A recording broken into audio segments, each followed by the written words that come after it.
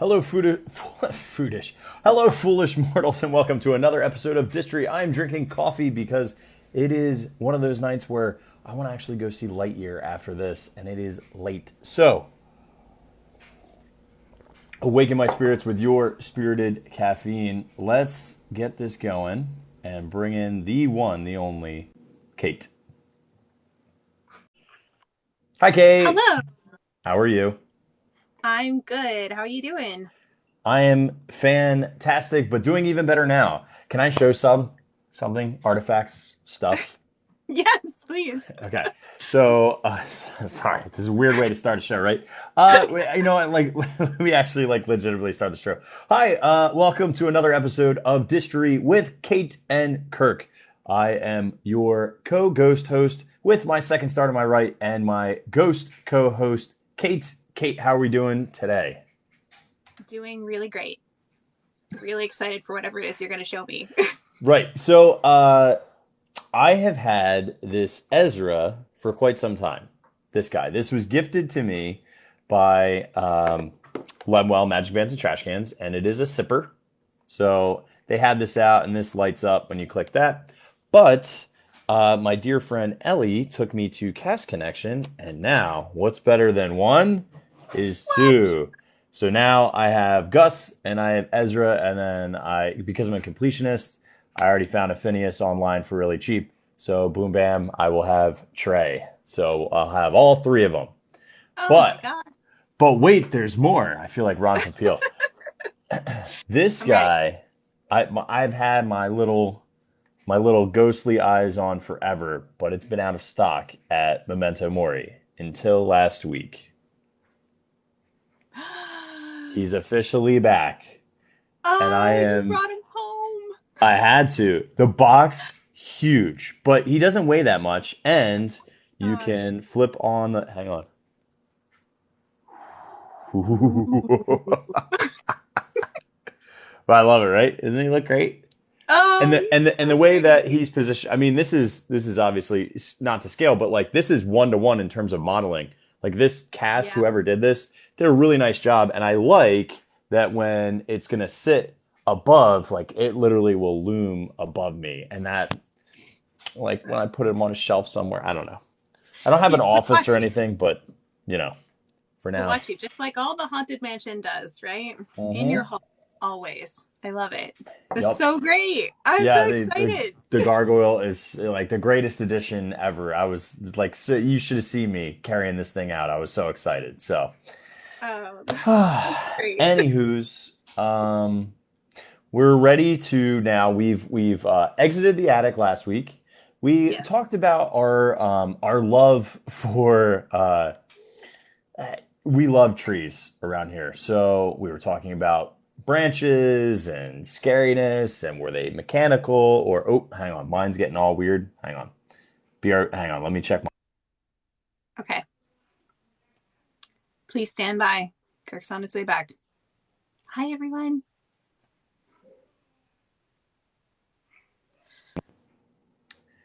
Is that better? Okay. All right. I don't know. It's like everybody else is telling me I'm bad. So like that's like it's I think I'm good the whole entire time, you know? You look great to me. I switch between I oh well thank you. I have two Wi-Fis. I literally have like there's one where it comes into our house and then there's one that we have like a repeater because like the further you get away from it and all the walls are cement, it's like you need something like that. So Well, let's hope that it works am I now. good? We're not Yeah. good? So as you were saying, we were talking about creepy trees because that's what we do for an hour, and we went in depth, and we also discussed: do we fall? Are we pushed? How do we get out the window of the attic? And I think we kind of landed on that we fall out of the attic and descend down to the graveyard. And Get it? We landed on that we fell out. Which I think is so true. I think we definitely landed and fell out. Thank you so much for all the feedback. I appreciate that. Yes, and we also got the opportunity to see Silas Crump, the caretaker of right. the graveyard, and his doggy Bones, which was also Bones cool. Oh, speaking of which, where did my phone or go? Hang bone. on, BRB. Okay. This is now. I'll have to entertain you guys. Okay, it's back. Yeah, I'm back because when I had just went on the Haunted Mansion, not only was I looking things for you, but last week we had talked about trying to find this exit queue area with the tracks. Yes. And there are the footprints. So we have footprints and the doggy paw prints in the actual queue. I'm going to play this one more time. So if you look over the emergency exit, you will see little footprints and little paw prints right next to it. And it's actually really easy to see when you exit out of either the external queue area or where the lightning lane merges right there, just before all the headstones. That's where the door is that you look over. It's not like you have to go into the back queue, which I actually thought I was going to have to, but that's not the case. So, thank you for the love for the shirt. Check out walruscarp.com. So, yeah. That's awesome that you found that. I can't wait to see it in person. So excited. Do they have that extended queue? Yeah, it's like anything else. Like, it only is open like midday on. It is not open in the morning. And it's weird because it's not open in the morning. And sometimes they'll put you down back where the canoes were and wrap you over by the Liberty Bells exit. It's like very strange. I'm not really sure exactly why they elect to do that versus using the extended queue, because the extended queue is shooting out water and bubbles with Captain Culpepper's tomb. So like that's really fun for kids, and all the interactive pieces like the organ and the songs, and I don't know, it's just kind of weird. But, yeah, that is weird. Yeah. Elliot says never noticed the paw prints before. Thanks, Kirk. So for showing us that. Yeah, the paw prints. We had researched it, but not physically seen it in person. So now I get to geek out even more and be like, "Hey, did you know that the paw prints are over here?" And people are in the queue like, "Ugh, what?" Just most of the time when I'm in the queue. So, all right. So are we moving on past the caretaker and dog, or do we need to revisit anything, or can we now walk in? We're hearing things. I think we should dive in. Just walk on into the graveyard because I think we're there. We've arrived. Okay. The swinging wake. So in the record version of this, we have Karen and Michael. They have now walked inside, and they see in front of them a group of minstrels. Which, there's a little bit of conspiracy or misconstrued information. In fact, not only in our Imagineering book, but also on the Disney Parks website. There's a lot of people who aren't doing their research here. But the group on the left-hand side is known as, Kate? The Phantom Five.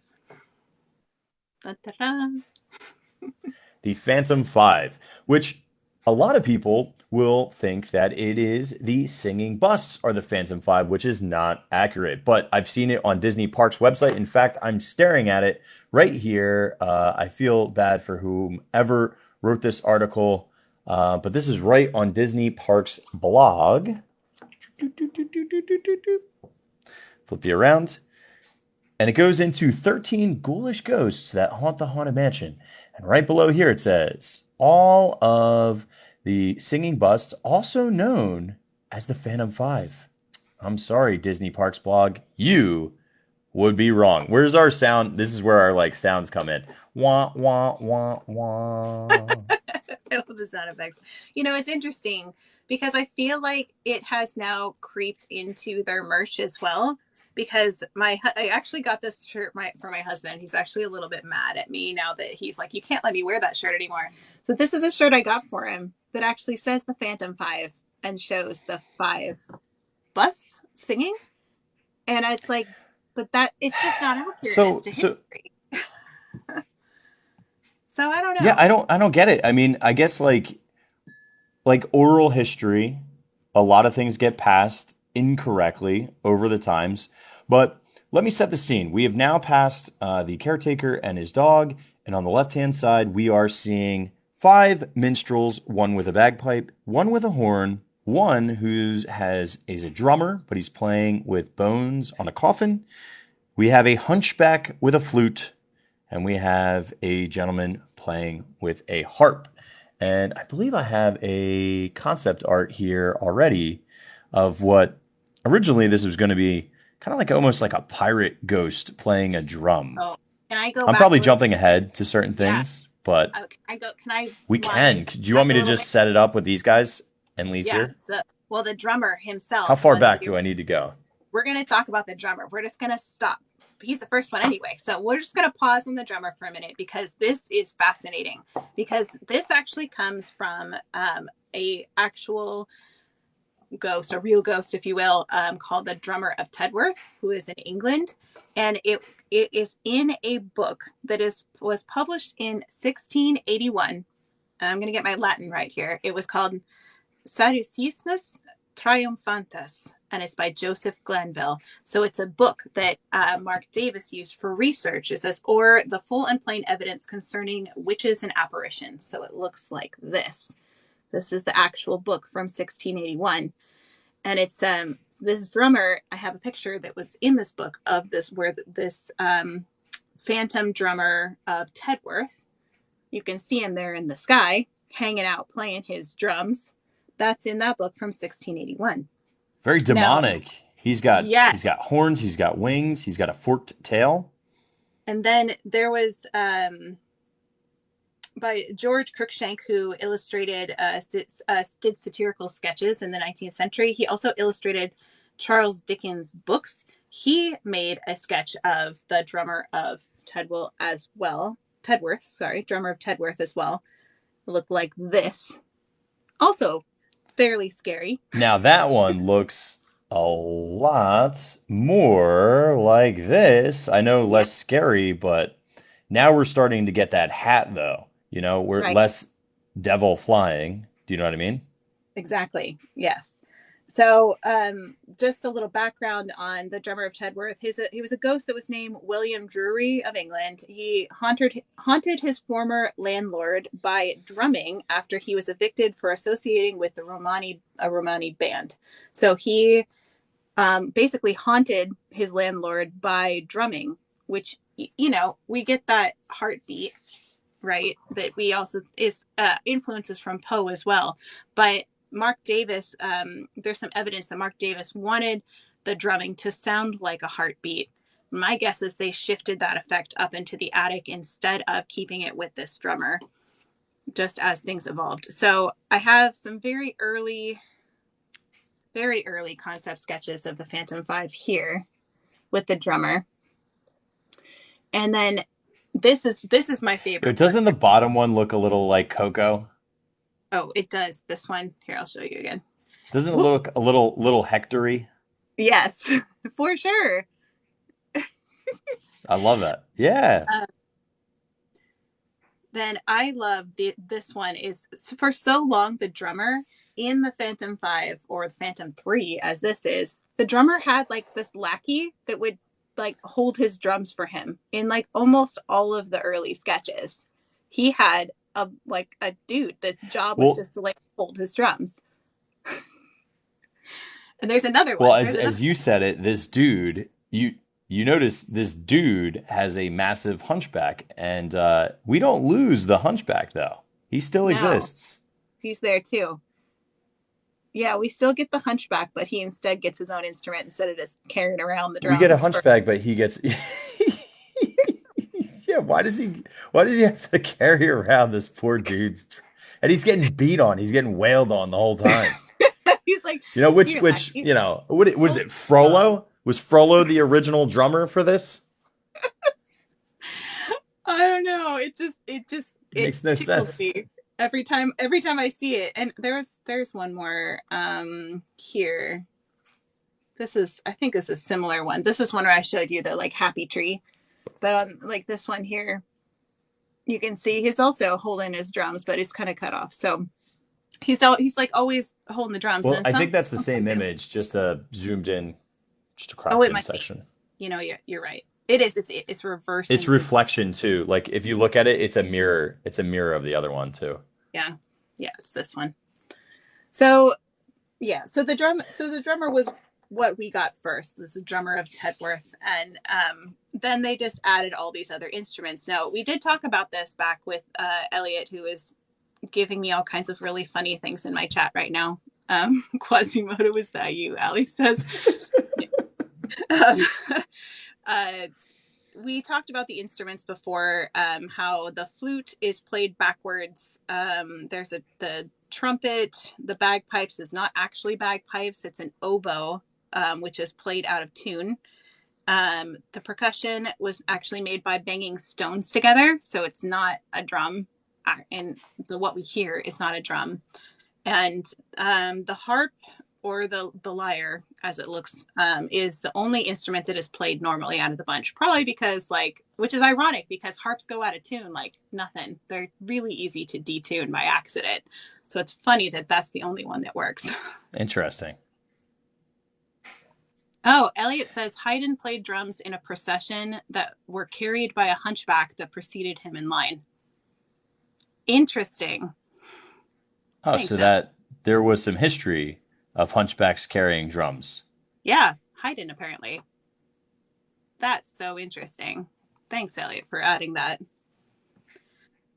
At some point, the only thing I know about this drummer, I mean, this drummer's playing on a coffin, so clearly he's knocking them dead. Yeah. He says Haydn was a kid in Vienna in the 18th century when this happened. Oh my gosh, I just got that joke.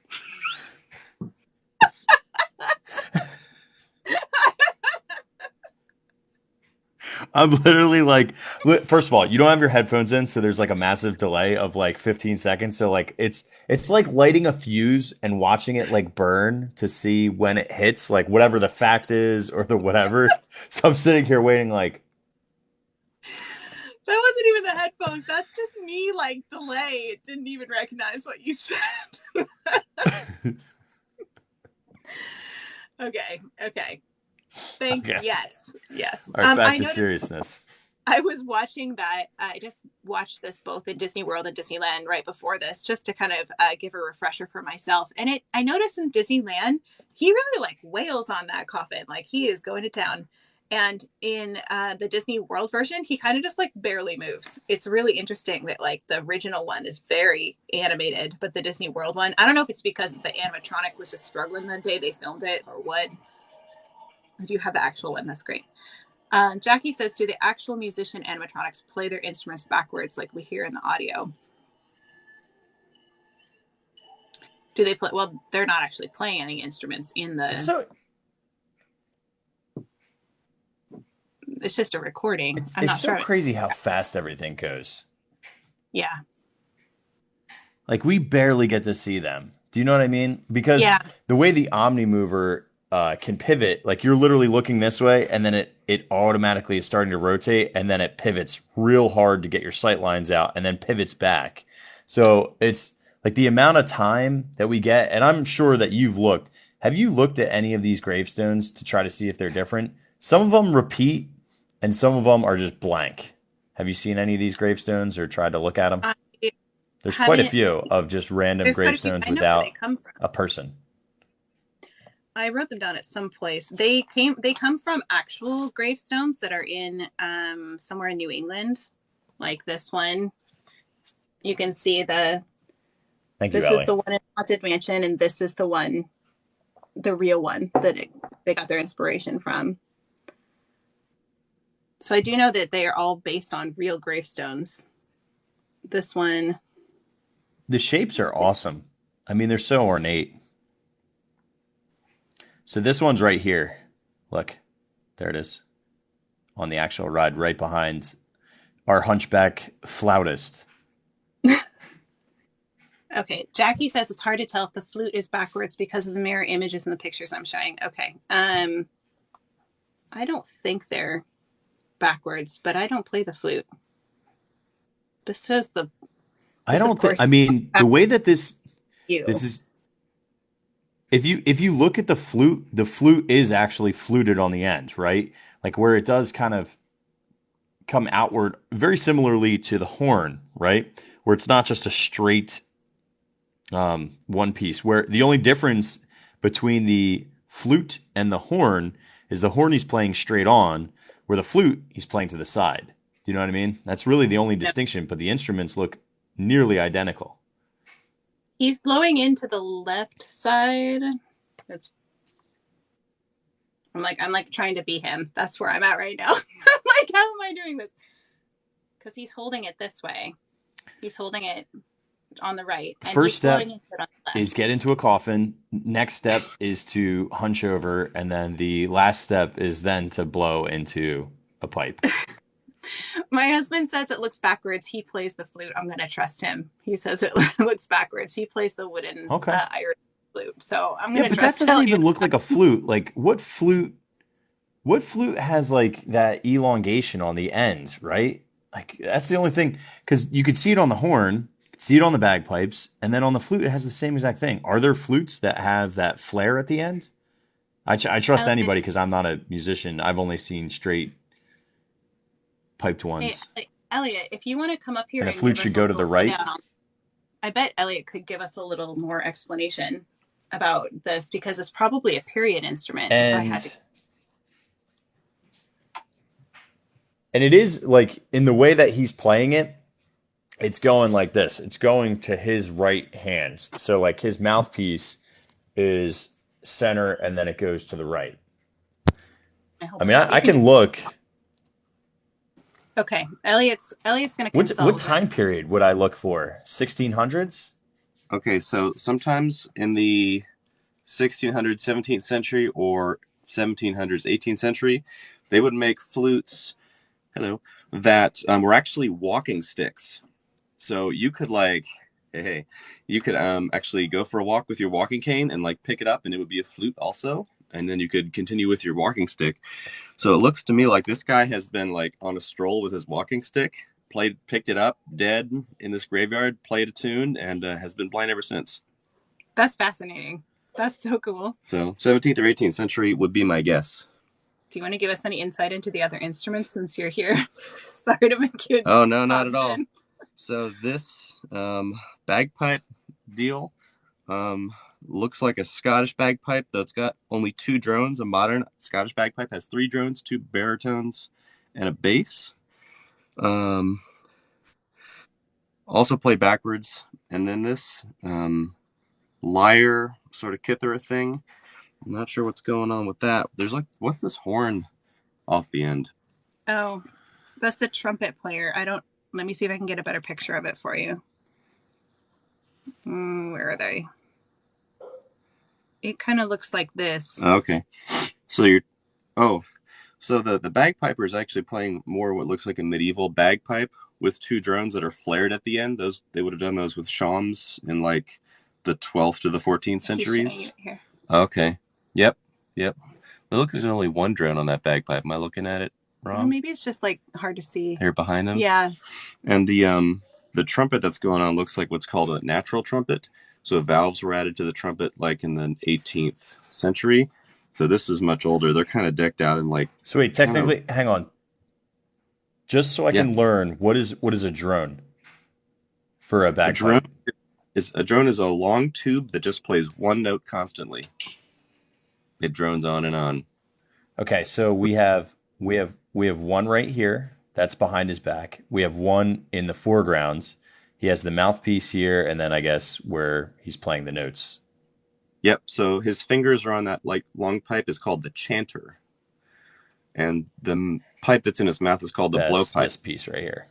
Yep. So that medieval bagpipe reproduction has a Scottish tartan on it. Those were invented in the 18th century by the Highland Gaelic Society, but the drones, chanter, and mouthpiece are all telling me like medieval German. So we got a little mashup going on there. Jackie asked like a herald trumpet for the trumpet. It could be. I'm not familiar with the term herald trumpet. Like maybe they announce royalty or something like that. Well, to me, it looks like what would be called a natural trumpet. So just a long tube that plays only a natural harmonic series. So like a modern trumpet can play like hundreds of different notes, but a natural trumpet can only play a couple notes because there aren't any valves. So that's I've never heard the term herald trumpet, but this looks like a natural trumpet to me. Could be a herald trumpet too. But That's fascinating. anywho, Thanks, Elliot. yeah, I know thanks. you're not feeling well. So I have, this is Sorry to interrupt. Wait. a vintage. Hang on. Ready? So this is a herald trumpet. Heraldic trumpet. Cool. All right. Yeah, it looks like that. And I also typed in natural trumpet, and these are some examples of that. Okay, heraldic trumpet it is. Yep. Good eye.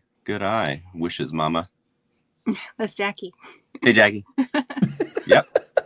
That looks right. No, you're right. Yeah. What's interesting is there are herald trumpets that do have valves to it as well, but then there are the ones that have nothing. It's just straight pipe. This one's Like from it's it's Parisian. banners. Hang on. Yeah, the one like Jackie says they attach the banners of royalty to the bottom. That reminds me of like Robin Hood. You think of Robin Hood and like how the elephants have the banners attached to their trunks. Yeah. Same concept. Interesting. Way cool. Look, we learn on Distory. Man, I learned Interesting. something. Always learning. Heraldic Yeah. trumpet. Okay. That was so helpful. Cool. Thank you. Take that with me. Appreciate that. Enjoy, guys. Everybody say bye to Elliot. Thank you. Bye. Thanks. Bye. Wow, that was cool. Walking, like a walking stick for a flute. Learn something new every day. That was pretty neat. It reminds me of a shillelagh, which in Ireland, a walking stick, and also a big masher. Literally, you just bash somebody in with a shillelagh. Yeah, that is true. So that's do you have anything more with the Phantom 5, my friend? Do we have any more? Okay. I don't have anything more about the Phantom 5 except for I think we should get into music. I think we should get into Grinning, right? Yeah, definitely. And I did find this. Because like this is the first time that we're actually getting lyrics. There he is. He's heralding right now. That's my the maquette or whatever from the the little sculpture that they'd use before they made the big version made by Blaine Gibson. So that this is on display right now in Disneyland. If you visit Disneyland, you can go see him. The Haunted Mansion display. Do they have names? The Phantom 5. I've never seen them have names. I have names of the people who played the instruments, but I don't have names necessarily of them in particular. I've never seen any besides the Drummer of Tedworth. I'm pretty sure, I don't think that's his official name, but that's where he came from. Do you have any names for them? You surprised me last time with the caretaker. No. I've only No, I have not. Okay. Well, we'll keep searching for names. Maybe they're still out there. We haven't heard them yet. So you wanted to chat about Grinning? What do you got? I do. So Grinning Ghosts, I think we have to first start with the name, right? So the song itself, composed by Buddy Baker, lyrics by Ex Atencio, which I want to go back to Buddy Baker and I want to go back to Ex Atencio, but I do want to address the actual physical name of Grinning Ghost, which comes from Shakespearean.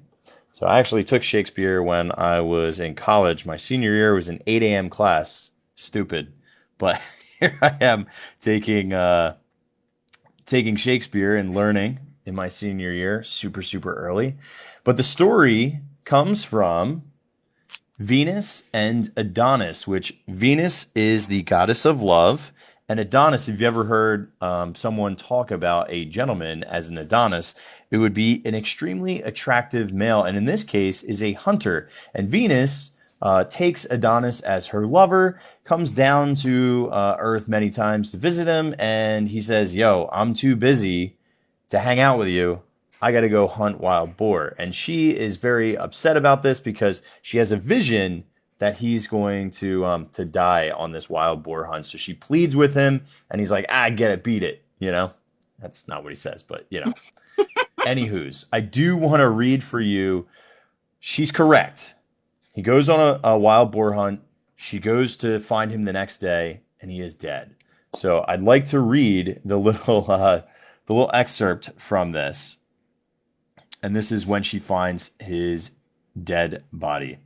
So, hard-favored tyrant, ugly, meager, lean, hateful divorce of love, thus chides she death. Grim grinning ghost, earth's worm, what dost thou mean? To stifle beauty and to steal his breath, who when livid his breath and beauty set, gloss on the rose, smell to the violet. So grim grinning ghosts, we're talking about, she's looking at Adonis who's dead, and he's still beautiful even in death, grim grinning, and he's Earth's worm, meaning that, ashes to ashes, dust to dust. And in fact, later on in the poem, it talks about how Adonis's blood is already growing flowers underneath it because of his beauty being absorbed back into the earth. So grim grinning ghost is a passage by Venus to her deceased lover, Adonis. Thank you, Shakespeare. Which also proves that the Imagineers are a bunch of thieves and they steal everything from everybody. They really are. I think it was Kevin Lively told me that they legit just sketch things right out of books to make a lot of their concept art. So original Imagineers basically just stole things from everywhere. And it's fine because, we don't know where. Which, I mean, listen, if you think about all the very first stories, a lot of them are grim fairy tales, or they're all stories that have been, even Alice in Wonderland, right? My favorite, it's not written by them, but they brought it to life with their animation, and that's really the animation and the music are really what brings those things to full value for viewers today, right? And the nostalgia that's attached to it. So that's what I have for the title. Well, and do you have anything else on the title? And then we can go back in. Yes, the original title was called The Screaming Song. I think it was a working title, but that was originally called The Screaming Song before they landed on Grim Grinning Ghosts, which not a lot of people know. So, and it was, like you said, it was written by Exitensio, recorded, the music was done by Buddy Baker, who was their studio musician and composer. And it was done in the style of a 20s or 30s, something called a mysterious mose. So this is a style that people would have recognized from the 20s and 30s, this whole Grim Grinning Ghost song. So I'm going to do a little more research into that because I've only kind of brushed the surface of mysterious mose. Yeah, and Buddy Baker, very famous composer for Disney, with a lot of really great musical pieces. However, I'm going to just talk about one in general. Most of Winnie the Pooh was written or composed by Buddy Baker, and what I think is really cool, and Jackie will love this, Buddy Baker also did the attraction, and he was 81 years old when he wrote the music and the accompaniment and arrangement for the actual attraction itself that I think should be demolished and changed with Alice in Wonderland. He also has a window. What was an 81-year-old? So I want to show Baker? real quick. Come on, Kirk. Yeah, he was an old man. He's an old man. Hard. Well, it's not his fault. I like him and I like his music, but so we have he has his own window, and it actually says hang on, is there a better picture? There's a better picture. So above it says Plaza Square of Music, Music Rolls by George Bruns, and sheet music by B. Baker. So Buddy Baker has his own window on Main Street. So yeah, Buddy Baker. Crush that old man's work, Kirk. And now No, I'm not crushing his work. His work is good. I'm crushing the attraction of Winnie the Pooh that needs to be replaced immediately. How we take Fantasy Fair out, the princess. Let's just take that out because people like Winnie the Pooh. Just saying, it's a little Okay, kid. fine. Take out Princess Hall, put Alice in Wonderland there. The only problem I have with that is it's disjointed because you could have a whole entire Alice corner with Cheshire Cat Cafe, Mad Tea Party, and put that right there. Okay, fair enough. Is what it is. Maybe they take Tomorrowland. Tomorrowland. Existencio? Yes. Sorry, we went on a tangent. No, that's why I'm reeling it back. I'm reeling it back. Yes, Existencio. What did you want to say about Existencio? He did the lyrics. So, Existencio, what I love about him is that not traditionally a lyricist or any kind of musician, and put two of the largest theme park iconic songs on the map with Pirate's Life and Grinning Ghosts. So I just love how literally he just like runs into Walt in the halls and it's basically like, "Hey, I got an idea," and he's like, "What are you? Get back to drawing. What are you doing?" And he's like, "No. Hear me out." And he's like, "All right, you write this. Go meet up with the Baker boy. He'll hook you up." And boom, bam. Now we have Grinning Ghosts, which doesn't get performed. Well, I mean, there's actually two groups that perform it, but the one that we actually really have and appreciate now is the Mellow Men and some accompaniment. So I got to get rid of this herald trumpet. It's messing up all my stuff. Well, the Mellow Men is an interesting thing. So they're not actually the Mellow Men that record it. I thought they were for a very long time. So the way they have a couple of people, so like Thurl Ravenscroft, Bill Lee, Betty Taylor, Paul Frees are all on there. But you got to remember, there's parts where like different ghosts are coming in, and then there's the background that's always kind of going, and then you have like somebody standing out in the front. So I've heard Thurl Ravenscroft, and then I've also heard Mellow Men. So I don't know. They've changed so many of their lead tenors that I don't know which ones of the Mellow Men, because they just get listed under the Disney Classics album as being a part of the Bill Lee, the Betty Taylor, and the Paul Frees group. And then Thurl Ravenscroft gets listed separately. And that's mainly because of his work with Disney, which is different than the group, the Mellow Men, which he sang in that what do you call it? That quartet. So this is kind of listed under my singing bus portion. Maybe we need to go there. But the interesting thing is that, so the Mellow Men did sing a lot of things for Disney. They did Alice, they did Peter Pan, they did Lady and the Tramp, they did The Jungle Book, they did Pirates. They did so many. But the people that I have actually recorded in their names for who did the singing bus and the song are not the same as the Mellow Men, except for Thurl Ravenscroft. He's the only one. So I think that it might not actually have been the Mellow Men that did the Haunted Mansion. And this is just my theory. I think it was actually all of these other people who sadly don't get a lot of credit for it, because people just kind of assume, oh, it was the Mellow Men. And the Mellow Men did have different people that swapped out and whatnot in their group, but those people are none of these people. It's Vern Rowe, Chuck Schroeder, Jay Meyer, Bob E. Bright, and Thurl Ravenscroft. Those are the people that are in the singing bus. But it's not the Mellow Men, because the Mellow Men are like Bill Lee, Bob Hamlin, Gene Merlino, Bill Cole, Bob Stevens, Max Smith. Like, none of the names line up except for Thurl Ravenscroft. So I think it's probably not the Mellow Men. It's just been associated with them over the years. Yeah, you're looking at all these guys' names. Yeah. Mm-hmm. I gotcha. Mm-hmm. Yeah, and I don't think so. If you look at the other list, because you don't have Betty Taylor on there either, and I know Betty definitely did the, if you hear from Bell from the record, it's like real loud and high pitched, Yeah, but I do think Thurl and I do think Bill Lee are on there. Maybe not They might not have been in the singing. Maybe not like Bill Cole or Gene Merlino. Right. Well, yeah, they might not have been in the singing bus, so maybe they weren't the leads, but they did some of that background singing. That's a possibility, and maybe that's why it's credited to them. But people who say that Mellow Men specifically are the singing bus, I'm not entirely sure that's accurate because it doesn't line up with that the would be actually on that the would bus. be yeah, if you look at their faces, it's not. And they don't sing the song. I think it's a convenient thing for people to say that they just were the ones that were singing, and that's just not accurate.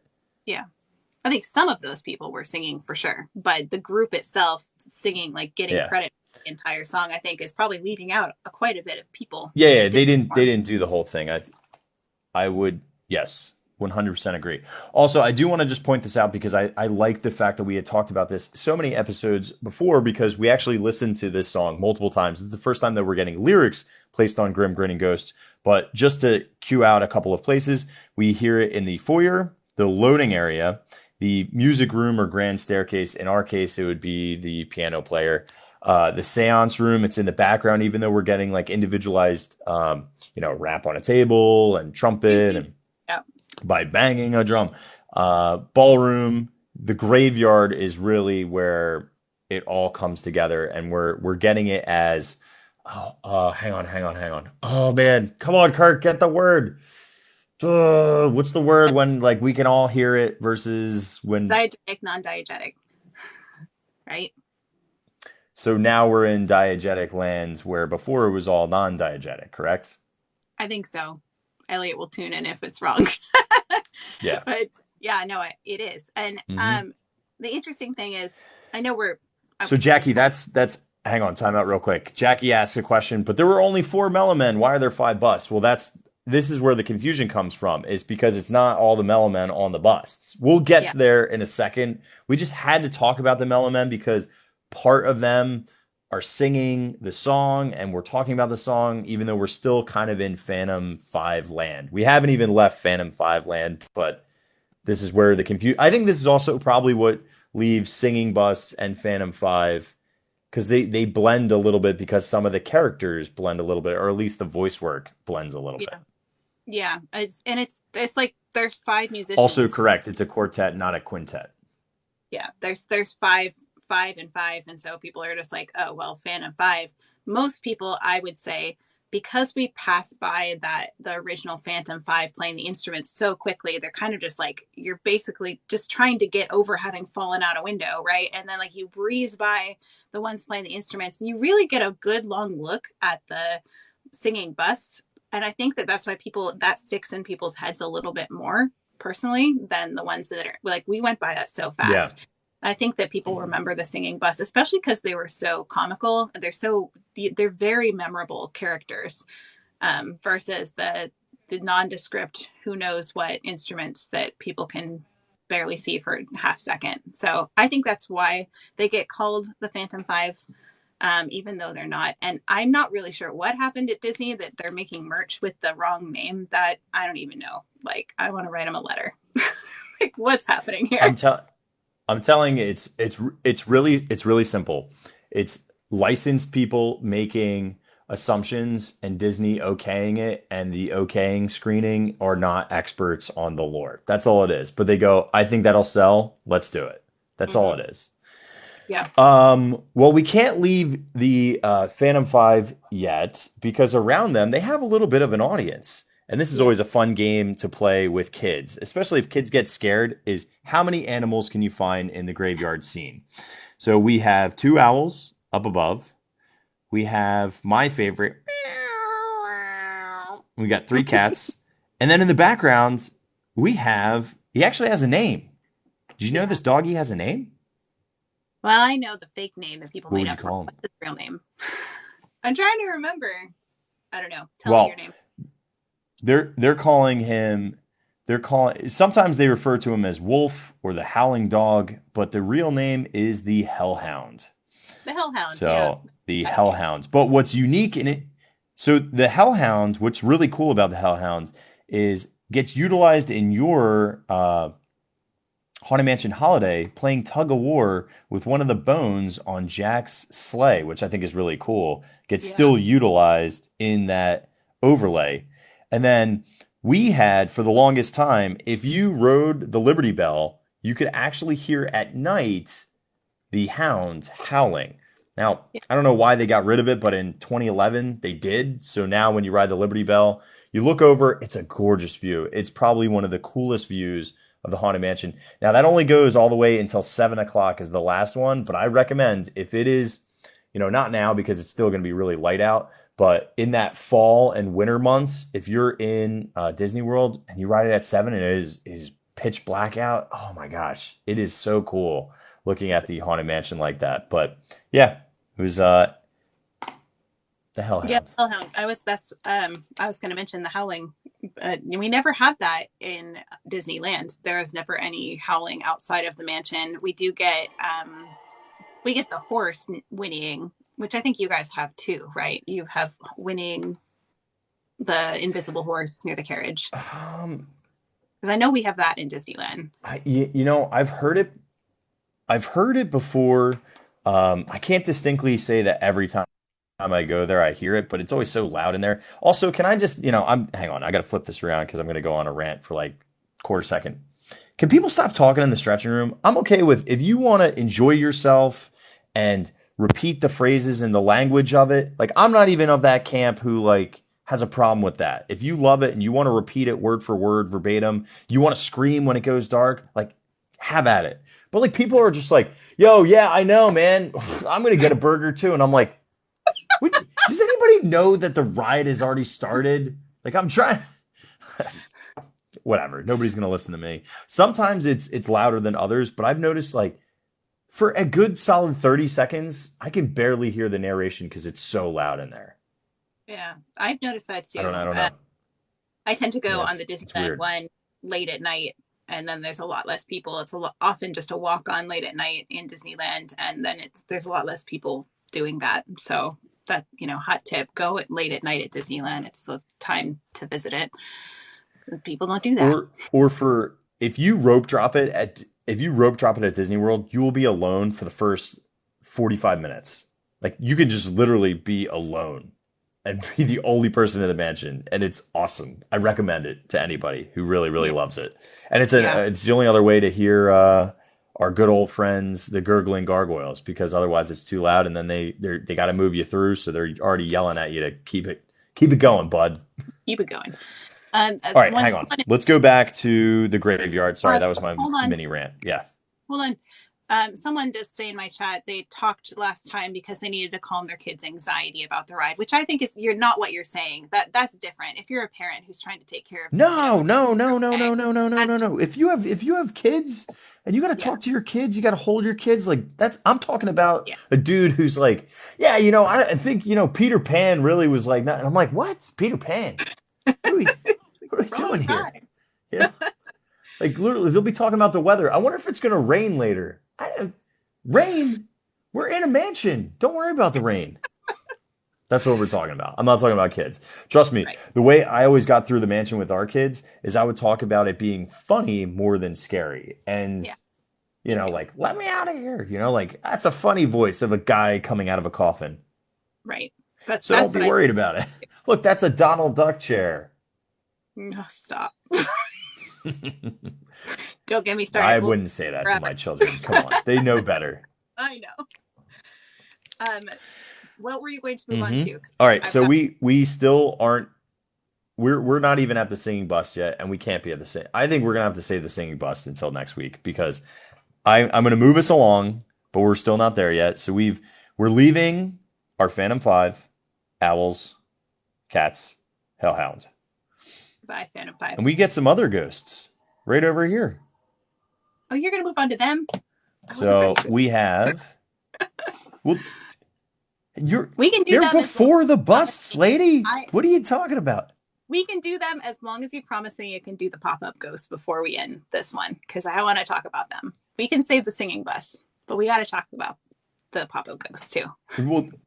Okay. Well, we need to save the singing busts.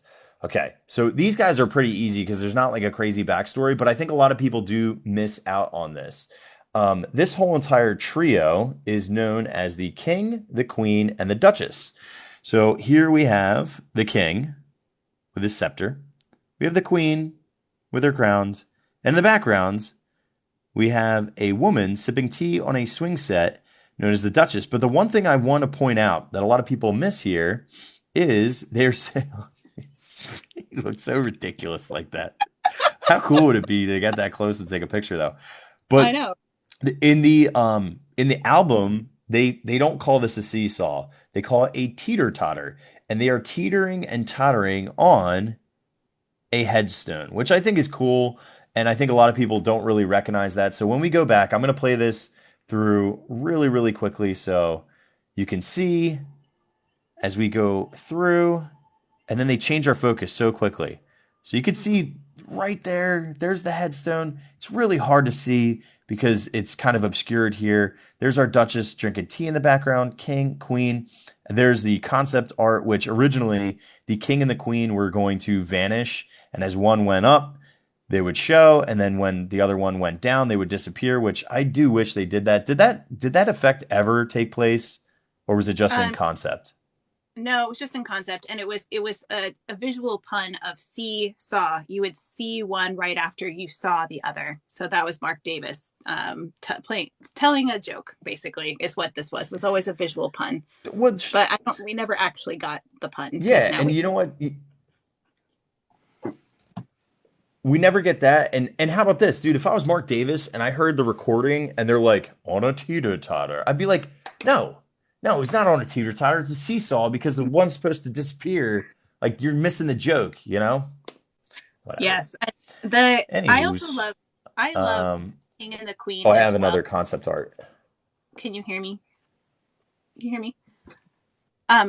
Yep. I love the King and the Queen as well because it does play into this theme that we've seen throughout the entire mansion, which is the one of egalitarianism, which is the equality in the afterlife. So the king and queen are on the seesaw next to all the other ghosts sipping tea and hanging out. There's no like favorites, just like Julius Caesar and the birthday girl back in the ballroom. Like there's Julius Caesar wasn't at the head of the table. Like there was somebody else at the head. So the king's not at the head of the table. I think Julius Caesar is at one of the heads of the table. The king was not at the head of the table. So this theme of egalitarianism is right there in the graveyard. The idea that in the afterlife, we are all equal. You can't take it with you when you go. We are all the same once we go. So I love that part.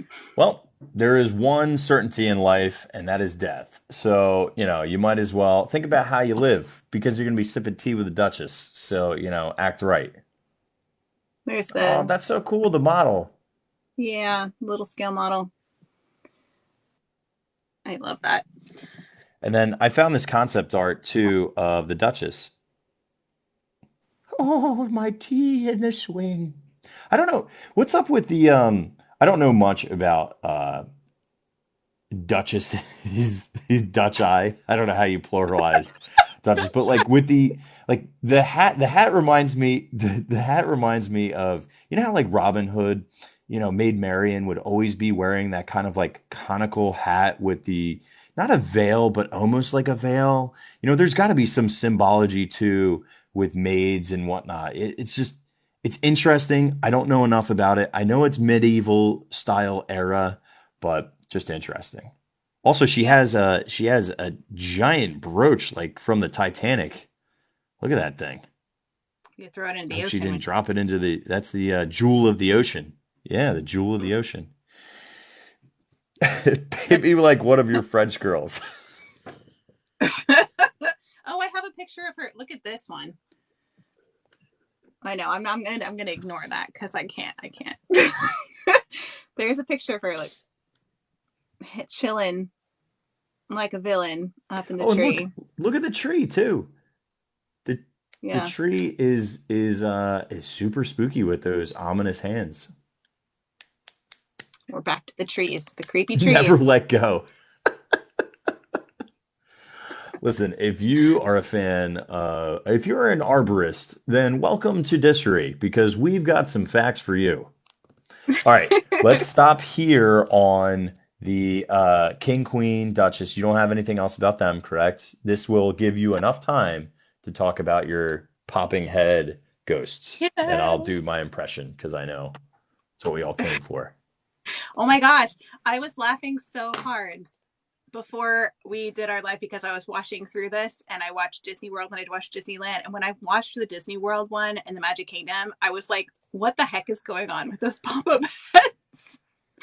Because we can just talk about that part now because they are so slow in the Magic Kingdom. Like, they're not scary. They're just like ridiculously slow.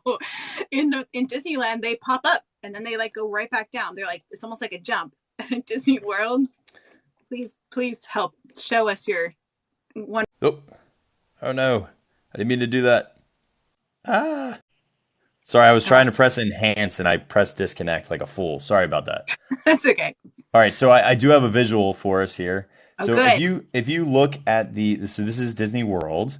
If you look, we're gonna look at this section right here. So in this little T hand, and we're not gonna talk about these guys. So we've glossed over the singing busts. This is just we'll go back to them next week. But the look right here, and you'll see how slow these heads come out. It's like it's not like, even remotely scary. Like, and then they stay up forever. They're just like up, like, and then they go back down. Here, hang on. I'll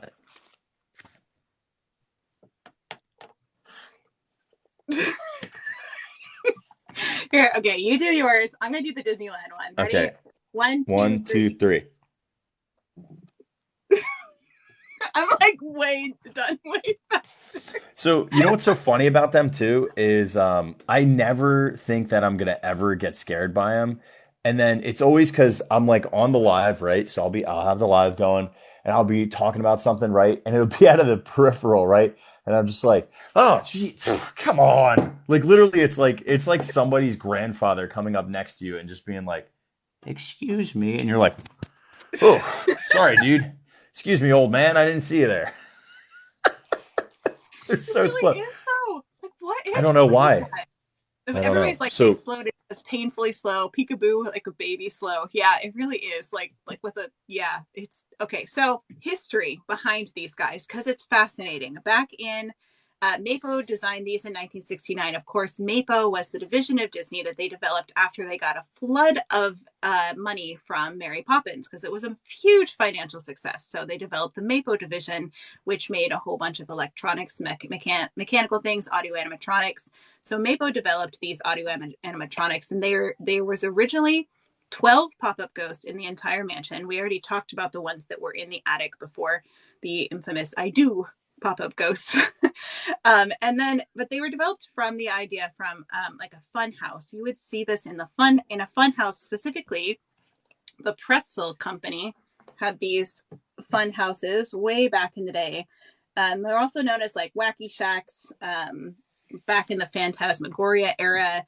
The Pretzel Company had something called the Jersey Devil, which looked like this.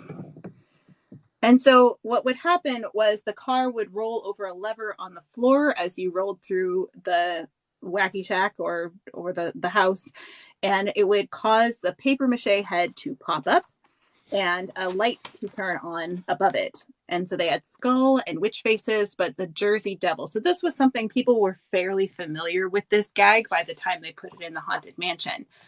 So Blaine Gibson sculpted all of the different faces. Now you can see there's 4 main ones.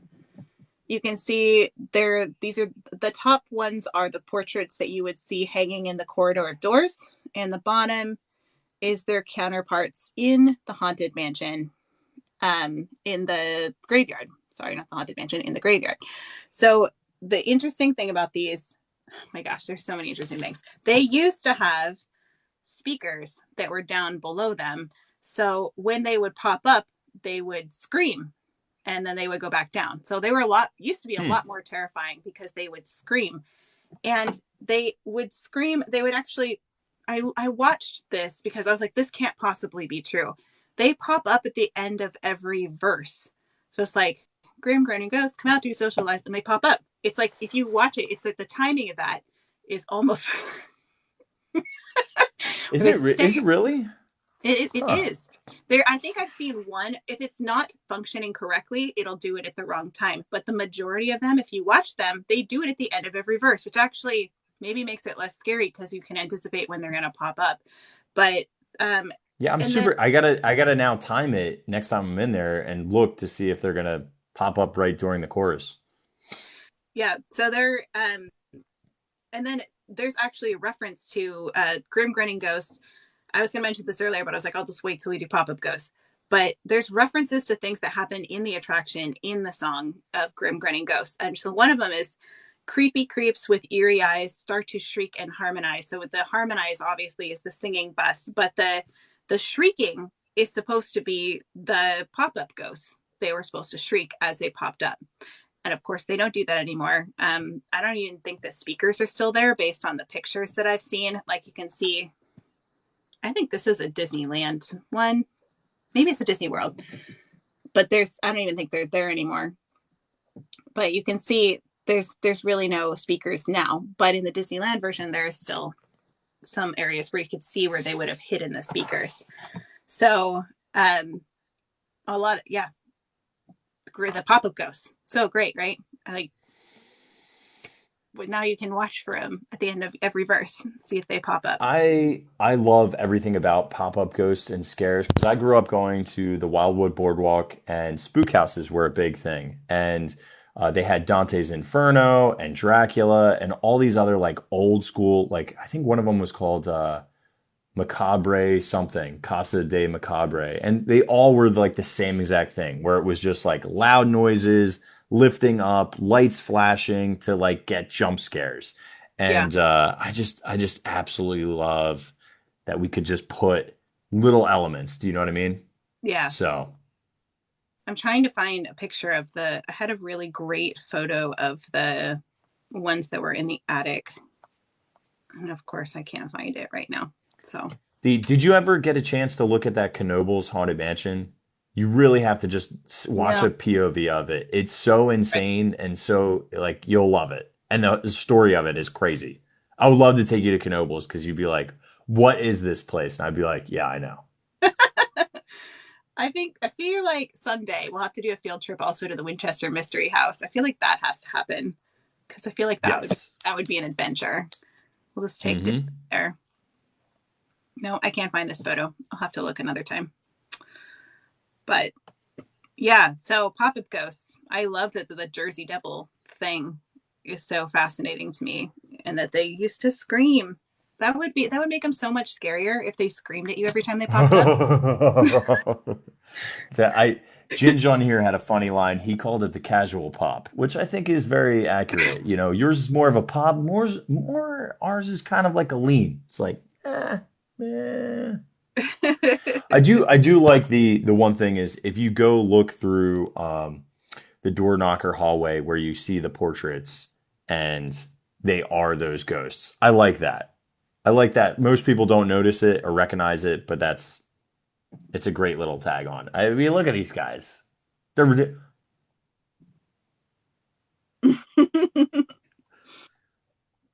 Yeah, and Blaine yeah. Gibson in the model shop really did a fabulous job too, sculpting them. This is like, how many different ways can you do corpses and scary figures, and they really went all out. They figured out all kinds of different poses and ways of making them look scary, which I just Hmm. love.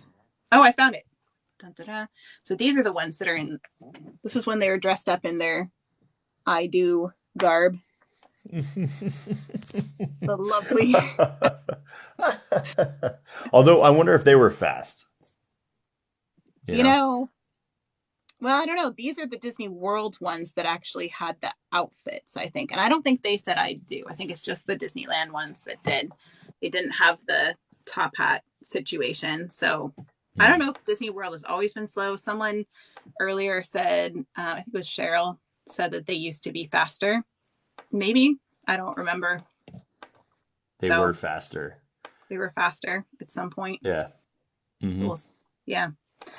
So that's all I Well, got you on the know, pop. they're retired, you know? They're on Yeah. overtime, so the slower they pop, the better, you know?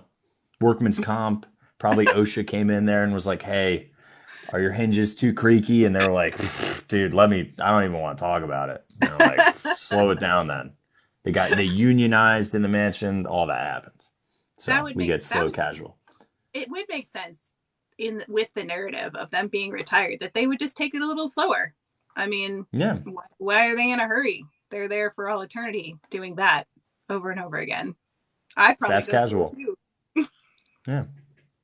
You know, they still want to scare you, but you know, their lower lumbar is, you know, it's not as good as it was. So according to this picture, they were missing most of their body. So well, you know, it would be hard for them to go much anywhere, really.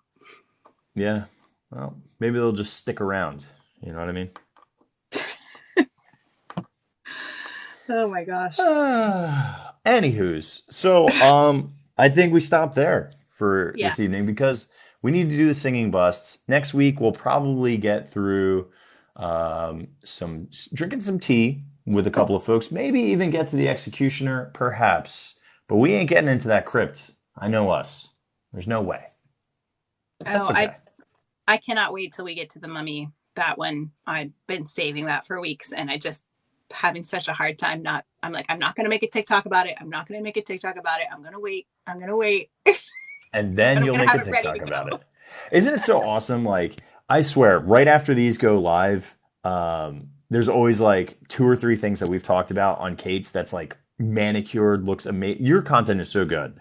It's just so well edited and written, your scripts and the footage you take is so spot on. I just love it. I love it. So I know everybody else will be excited. But guess what? I'll be ripping that ghost thing. It'll be like, yo, did you ever notice when you're on the Haunted Mansion that the ghosts pop out to the chorus of Grinning? I figured this out myself. Nah, I'll give credit where credit is due. Well, it's but it's not my fact originally anyway. So I'm just helping share with everybody. And I feel like anything else, right? If you didn't know, then you know, unless you're uncovering stuff, which is really the fun parts of this, you know. Yeah. So. Anyway. Well, I mean, I think we did kind of figure out something about the flute that I've never read anywhere today. So that's an interesting thing. So we've uncovered a couple of things and made some connections that may or may not exist. So I don't know. We got to talk to some people who actually made this thing, and they're like, "Dude, I don't even know. We copied it from a book." And you're like, "Okay, well, you're right about that." It's like that's almost sad. I don't want to hear that. I want to hear that you came up with it out of your own spontaneous creativity. Right. Everything is just recycled from other people, you know, in one way or another. Art is always that way. It imitates other art. That's just, or imitates life. Sure. Like, you know, it's all. Think about fashion. Fashion comes back every, 40 years. It's the same stuff, you know? Speaking tiny tangent, did you see that thing? Like I tried to tell my coworkers the other day, a lot of them are like way younger than me. I was like, we did not wear our backpacks on both shoulders. We wore them on one shoulder, and you were really one strap uncool. Crew. So uncool if you did 2 shoulders. And it's just like in my brain now that I cannot do that. No, I got to. It's too comfortable. I got to wear the 2 strap now. Like, but now yeah, one strap was the coolest. Yeah. Like I have to now because I'm super old, but like you didn't do that, you know. Same thing with fanny packs. Was so told that fanny packs are not cool, and now here we are. Very everything cool. Back around. Anyway, hey guys, hang on, let me get my stuff. Okay, well, I think that concludes our Distory. Thank you, Kate, aka the Disney Cicerone. Go, please follow her on TikTok, as well as check out DisneyCicerone.com. And on iTunes and Spotify, you can listen to these podcasts. So please subscribe to her. We will post this on YouTube as well. And if you have anything in terms of questions, the best place to find us is going to be on our Discord, which is just, you find that at walruscarp.com. There's a little button that says click Discord, and there's a whole channel for Distory where you can get in touch with Kate, myself, or ask questions for next week, and we will answer them the best that we can. Yes, absolutely. Thank you all for Yeah. laughing along with us today and putting up with our many rabbit trails that we enjoy taking you on. This was a great That's the adventure. reason why this is episode number 9 of the Haunted Mansion. So we've done over 10 hours. Enjoy it. Well, we've uncovered some pretty amazing things, and I think it was worthwhile to take it slow. Because why? We don't rush. Yeah. Why? Well, listen, if you rush, you're not gonna. Yes, yes. And I think our discourse, we end up coming up with a couple of things that may or may not be truth. Yeah. But it's interesting to talk. So I always love it because I always learn a lot too. Yeah, definitely, for sure. I feel like we Yeah. learn as much as anybody listening or watching. So Yeah. I appreciate that. I always love to learn about Disney. So great. Yeah. All right, guys. Well, listen, I hope you guys have an amazing weekend, and we'll see you next week. Stick together, get out. It's very parcel tongue. It is. All right. Good night, everybody. Have a great weekend. Kate, as always, thank you so much. A pleasure. Adios. Thanks, everybody. Bye, everyone.